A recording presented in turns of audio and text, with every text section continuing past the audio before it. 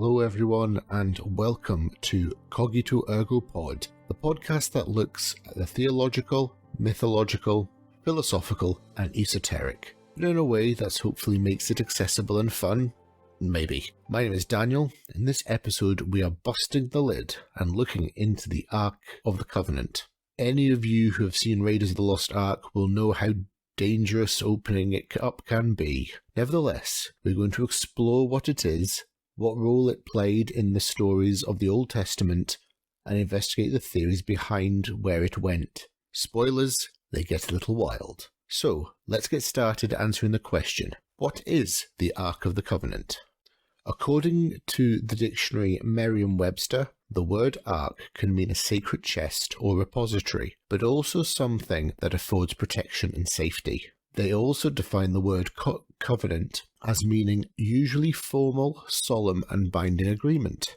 From this it would be fair to say that the Ark of the Covenant was a box which represented an agreement.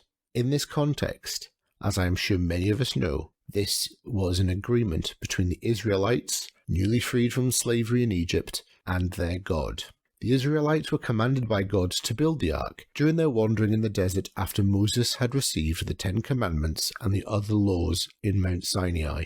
What follows is a description of the ark as outlined by God in the book of Exodus. Bear in mind, a cubit is about 18 inches or 43 centimeters. They shall make an ark of acacia wood. 2 cubits and a half shall it be its length, a cubit and a half its breadth, a cubit and a half its height. You shall overlay it with pure gold. Inside and out shall you overlay it, and you shall make it a moulding of gold around it. You shall cast 4 rings of gold for it, and put them on its 4 feet, 2 gold on the one side of it, 2 rings on the other side of it. You shall make poles of acacia wood, and overlay them with gold. And you shall put the poles into the rings on the sides of the ark, to carry the ark by them. The poles shall remain in the rings of the ark, they shall not be taken from it. And you shall put into the ark the testimony that I gave to you. You shall make a mercy seat of pure gold, 2 cubits and a half in length, a cubit and a half its breadth, and you shall make 2 cherubim of gold. Of hammered work shall you make them on the 2 ends of the mercy seat. Make 1 cherub on the one end and 1 at the other end. The cherubim shall spread out their wings above, overshadowing the mercy seat with their wings, their faces one to another.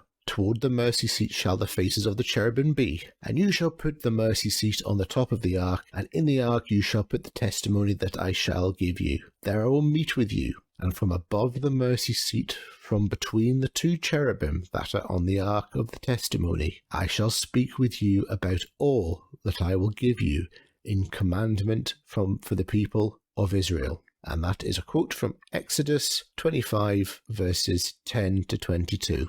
The ark was to contain the 10 Commandments, a jar of manna, the food given to the Israelites as they wandered in the desert, and Moses' brother Aaron's staff. It was to be housed in a tabernacle, a special kind of tent complex, while the Israelites were in the desert, in which only Moses and Aaron could enter the area the ark was kept to speak with God, who sat upon the mercy seat, as outlined in Exodus 25:22.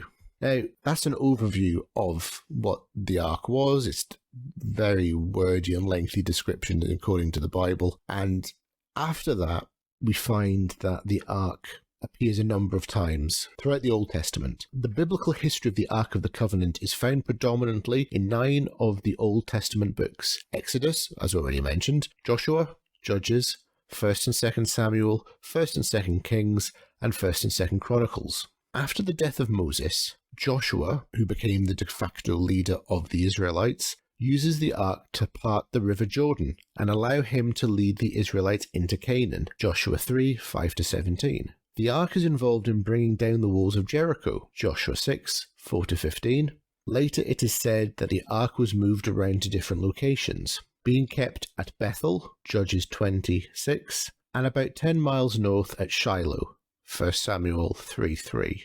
The ark was later employed as a tool for victory when it was brought to battle between the Israelites and the Philistines. However, the ark was captured by the Philistines after the Israelites were defeated on one occasion, 1 Samuel 4:12-22. It was taken back to Ashdod, and it was placed in the temple of Dagon, Dagon being one of the gods which the Philistines worshipped. The next morning Dagon was found prostrate, bowing down before it, and on being restored to his place, Dagon was on the following morning again found prostrate and broken, 1 Samuel 5:1-6. The people of Ashdod were smitten with tumours, and a plague of rodents was sent over the land, 1 Samuel 6:5. Some researchers believe that this may have been an outbreak of the bubonic plague. After the ark had been among them for 7 months, the Philistines, on the advice of the diviners, returned it to the Israelites, accompanying its return with an offering consisting of golden images of the tumours and mice wherein they had been afflicted. The ark was set up in a field of Joshua the Bethshemite, and the Bethshemites offered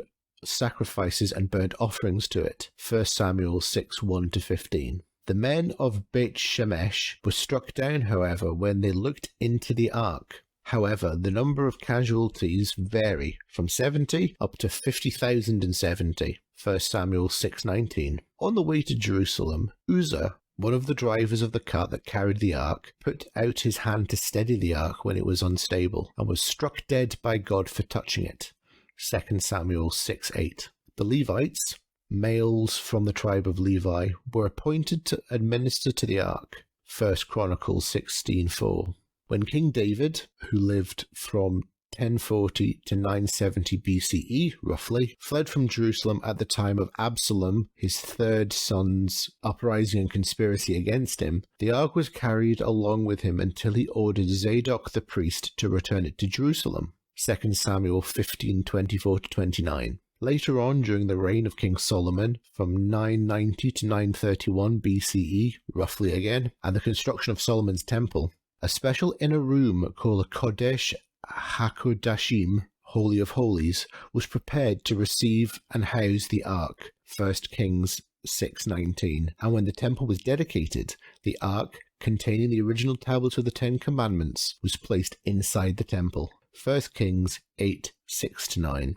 King Hezekiah, who lived from 741 to 687, or possibly 697 to 642 BCE, was the last biblical figure to see the ark, 2 Kings 19:14-19. King Joshua, who lived from 640 to 609 BCE, also had the ark returned to the temple, 2 Chronicles 35:3, from which it appears to have been removed by one of his predecessors. See 2 Chronicles 33-34 and 2 Kings 21-23. Now, one of the great problems I'd highlight at this time is the dating of when these kings of Israel or Judah were alive, because it's very hard to be 100% sure. Now, we're very confident that the likes of Hezekiah and Josiah were real people who actually had kingship and were the people that are claimed to be in the Bible. However, the likes of Solomon and David are a bit harder. They're almost semi-legendary figures. There's every possibility and probability that they were real people, but to what extent they really did everything that was said and how powerful and wise they were, it is up for some debate among academics, it has to be said. However, also on a side note, Samaritan tradition claims that until the split between Samaritanism and Judaism, which arose when the priest Eli stole the Ark of the Covenant and established a rival cult at Shiloh, the Ark of the Covenant had been kept at a sanctuary for God at Mount Gerizim. Now, the history of the Ark becomes a little bit more complicated now, because we've now had, in accordance with mainstream biblical understanding, the end of the story of the Ark, as can be traced in any kind of story or narrative. The Jewish temple was destroyed by invading Babylonians in 587 BCE. However, there is no mention in subsequent biblical texts about what happened and where the ark ended up. An ancient Greek version of the biblical third book of Ezra, known as First Esdras, suggests the Babylonians took away the vessel and the ark of God, and does not mention taking away the ark itself. First Esdras 1:54. There is also no mention of the ark during the Roman destruction of the temple in 70 CE. Now, both the Babylonian exile which resulted from the Babylonian destruction of Jerusalem and the temple, and also the events surrounding the destruction of the Second Temple, will also be covered in later episodes. So don't worry right now if you're thinking, what on earth is he talking about? Now, the scholarly perspective at the time within the Jewish school of thought focused on what the rabbis had to say. And rabbis are inconclusive as to what happened to the ark. Opinions are divided as to what finally became of the ark when the temple was destroyed. Some writings in the Talmud, basing their views on 2 Chronicles 36:10 and Isaiah 39:6, declare that it was taken to Babylonia, while according to others, it was not taken into captivity, but was hidden away in the temple, in the apartment where the wood for fuel was kept. And it is related that a certain priest, while doing his work in the apartment, noticed that some of the stones in the paved floor projected above the others. Another tradition records that it was King Josiah who hid the ark and other sacred vessels, for fear that if they were taken to Babylonia, they would not be brought back. So there is some evidence found in the Talmud that would suggest that the ark had subsequent stories attached to it. However, this, I think it would be fair to say, would be purely conjecture at this point in time. Now we have a bit of historical context for the Ark of the Covenant. We understand where it comes from a little bit. We understand the fact that it has a very complicated history of comings and goings, being captured, being returned, the role it played in the religious life of early Judaism.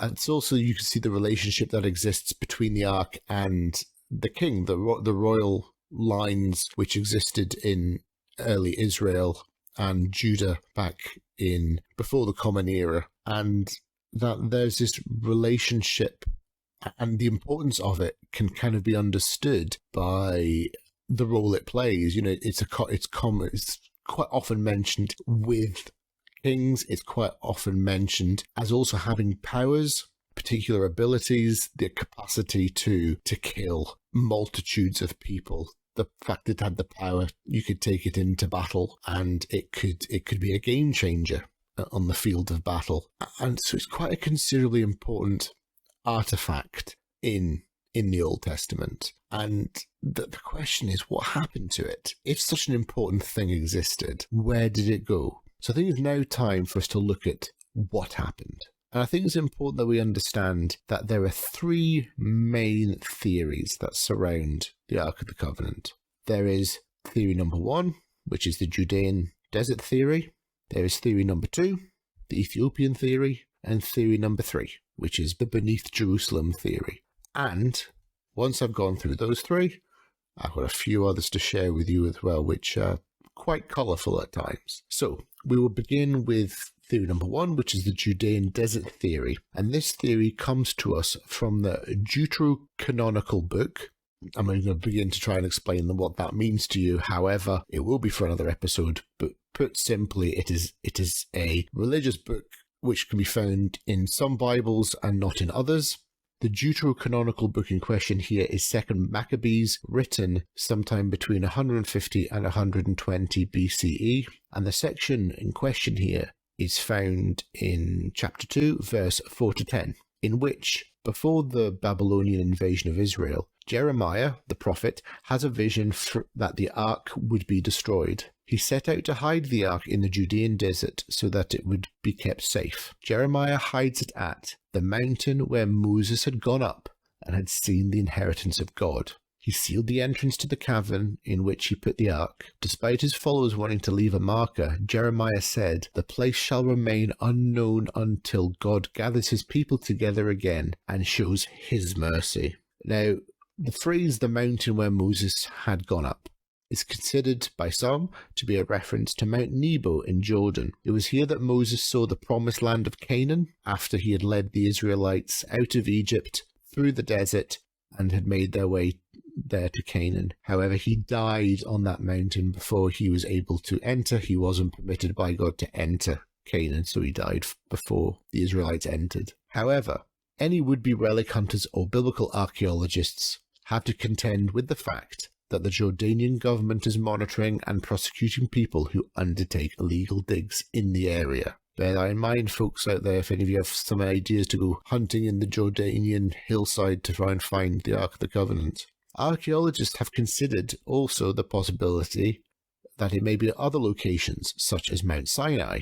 It was on Sinai that Moses received the Ten Commandments from God. However, no one actually knows where Mount Sinai is. Some consider it to be Jebel Musa in Egypt, as it has a 6th century monastery at its base.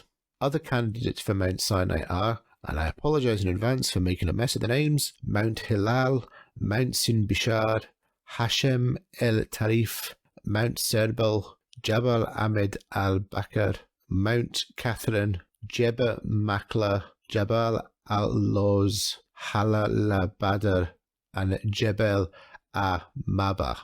We will come back to this final one later.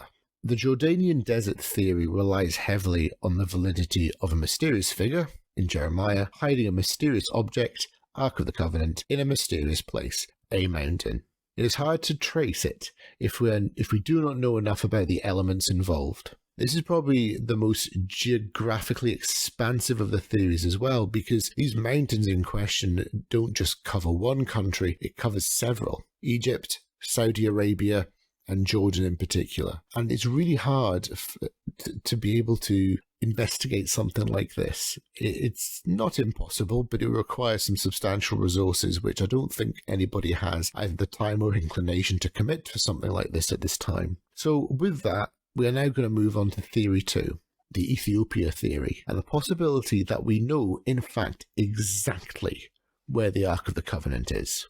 Theory 2, simply put, is that the Ark is in Aksum, Ethiopia. This is according to a story in the Kebra Nagast, a 14th century Ethiopian epic. The Kebra Nagast recounts the story that King Solomon of Israel and the Queen of Sheba had a son, Menelik. Raised in Jerusalem, Menelik eventually had to go to Ethiopia. However, before leaving, Menelik's priests stole the Ark and replaced it with a perfect replica. That's impressive. Menelik, surprised no one was hurt, believed that it was a sign from God that the Ark was meant to go back with him to Ethiopia. In a controversial 1992 book, The Sign and the Seal, British writer Graham Hancock reports on the Ethiopian belief that the Ark spent several years in Egypt before it came to Ethiopia via the River Nile, where it was kept in the islands of Lake Tana for about 400 years before finally being taken to Aksum. The Ark is now in the Church of Our Lady Mary of Zion. It is protected by the monks who cannot leave the chapel grounds, and no one may enter. In an interview, Hancock also claimed that he spoke to an Israeli ambassador to Ethiopia once, and when asked why Israel didn't just go and get it back, the ambassador said it was not a good thing for Israel to have it, and that it was best left where it was. In the same interview, Hancock also discussed the blindness that seemed to befall the monks who guard the Ark, and that this is caused due to the Ark being a thing of fire. The full interview of this will be found through a YouTube link in the show notes. Also in 1992, an interview with Edward Ullendorf, a former professor of Ethiopian studies at the University of London, says that he had personally examined the Ark held within the Church of Aksum in 1941 while he was a British Army officer. Describing the Ark there, he says, "They had a wooden box, but it's empty. Middle to late medieval construction when these were fabricated ad hoc. This is a rather anticlimactic ending, in my opinion, to what would have been to many billions the possibility of finding the Ark." Later, on the 25th of June 2009, the Patriarch of the Orthodox Church of Ethiopia at that time, Abuna Paulus, said he would announce to the world the next day the unveiling of the Ark of the Covenant, which he said had been kept safe and secure in the church in Aksum.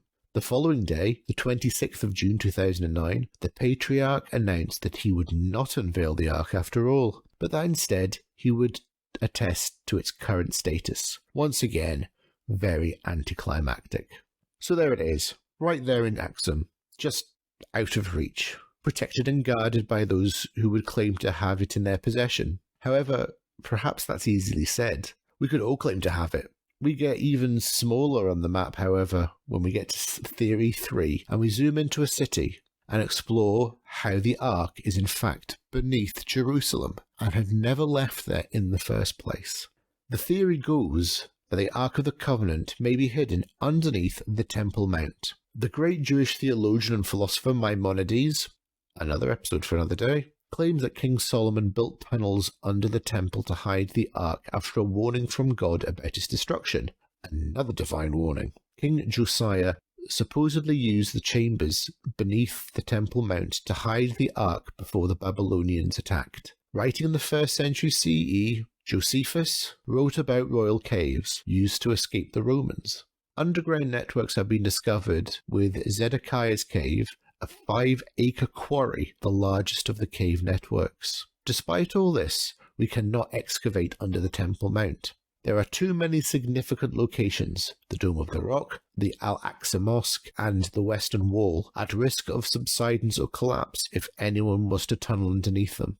However, in 1981, Rabbi Yehuda Getz undertook an illegal excavation under the Western Wall to find the Ark. This was done under the cover of night and aimed to be finished before anyone realized what was going on. However, the tunnels were discovered and the dig was shut down as violence erupted. This is such a volatile situation and such a volatile area to attempt any type of volatile work. The Temple Mount is considered by all three of the Abrahamic religions of Judaism, Christianity, and Islam to be a considerably important theological place. And to try and undertake something like this would be impossible. You thinking back to Theory 1 and the Judean desert, and I said it would require such monumental amounts of money and resources. This just couldn't be done because it would risk offending many millions, if not billions of people. As I said in my intro episode, it's important that we take into account the fact that people's feelings and thoughts and our own unique perspectives, and this is part of it. When it comes to Jerusalem as a holy city, it's untouchable, almost, because there are so many places which are held in such high regard by so many considerably important and influential religions from around the world. And the efforts of Rabbi Getz just go to show that there are people out there who are willing to take those risks. However, here we have reached the end of the three main theories, whether it's in Jerusalem, Ethiopia, or who knows where. The Ark is on many people's radar. If it's under Jerusalem, I suspect we will never know due to the religious tensions within the city. If it's in Axum, it is under the protection of monks who are guarding it with their lives at the risk of their health and their eyesight. If it is somewhere in a mountain, somewhere, good luck finding that. However, there are alternative theories attached to the whereabouts of the Ark, and if you thought the aforementioned theories were a stretch, buckle up, Buttercup, it's about to get wild. So, the rest. I have a list here of alternative theories. I will give them a title, which will finish with the word theory, and then I will give you a brief description of them. So coming up first is the Knights Templar theory, everyone's favourite source of a conspiracy. Back in the medieval period, the Knights Templar are always there to entertain. It is said that the Knights Templar were camped near Petra in modern-day Jordan. They had heard rumours of the Ark being nearby to them. The Knights find it at Jebel al-Mabah. Recognise the name? You should. They take the Ark out from the Holy Land and back to Europe. They take it to Chartres Cathedral in France. It was then taken back to England by Rolf de Sudley, one of the knights who had discovered it. Subsequently, it was possibly taken to North America when the Templars were dissolved. And that again is a story for another day. Then we have the South Africa theory. The Lemba people of South Africa and Zimbabwe have claimed that their ancestors carried the Ark south, called it Ngomo Lungundu, or Voice of God, eventually hiding it in a deep cave in the Domga Mountains, their spiritual home. In his book The Lost Ark of the Covenant, published in 2008, Tudor Parfit also suggested that the Ark was taken to Arabia following the events depicted in the second book of Maccabees, and cites Arabic sources which maintain it was brought in distant times to Yemen. Genetic Y DNA analysis in the 2000s has established a partial Middle Eastern origin for a portion of the male Lemba population, but no specific Jewish connection. Lemba tradition maintains that the Ark spent some time in a place called Senna, which might be Senna in Yemen. Later it was taken across the sea to East Africa and may have been taken inland at the time of the Great Zimbabwe civilization. According to their oral traditions, some time after the arrival of the Lemba with the Ark, it self-destructed. Good grief. Using a core from the original, the Lemba priests constructed a new one. This replica was discovered in a cave by a Swedish-German missionary named Harald von Sicard in the 1940s and eventually found its way to the Museum of Human Science in Harare, Zimbabwe. The René Le Chateau theory, or the René Le Chateau than the United States theory. It was theorized that the Ark was taken from Jerusalem to the village of Rennes-le-Château in southern France. Karen Rawls cites Freemason Patrick Beyer, who believes the Ark was moved from Rennes-le-Château at the outbreak of World War I to the United States. The Rome theory. The Ark of the Covenant was said to have been kept in the Basilica of St. John Lateran, surviving the pillages of Rome by Alaric I and Gaiseric, but lost when the basilica burned. It is claimed in the Madras Tanhuma, compiled between 400 and 600 CE, Rabbi Eliezer ben Yosha stated that he saw in Rome the mercy seat of the temple. There was a blood stain on it. On inquiry, he was told that it was the stain from the blood which the high priest sprinkled thereon on the Day of Atonement. And then there is the island theory. At the turn of the 20th century, British Israelites carried out some excavations of the Hill of Tara in Ireland looking for the Ark of the Covenant. The Royal Society of Antiquaries of Ireland, RSAI, campaigned successfully to have them stopped before they destroyed the hill. Well, what a selection we have there. An extraordinary list of possibilities if ever I've heard of them. They really stretch the globe, more or less. It's extraordinary to think that the Ark could have been moved to Africa, North America. It may have been lost in Rome, Ireland, Britain, several areas of France. It's all over the place. And I think this just goes to show the importance of the Ark in a collective cultural history, because we would all want to be a bit of it. It's kind of like degrees of separation. You hear the 6 degrees of separation of somebody famous to somebody else, or even somebody not so famous to somebody famous. And it is. People around the world want those degrees of separation, and they want them to be closer. For the Lemba people, it's part of their culture. It's part of their shared history. And then you have groups such as the Knights Templar, which bring so much controversy and mystery wherever they go.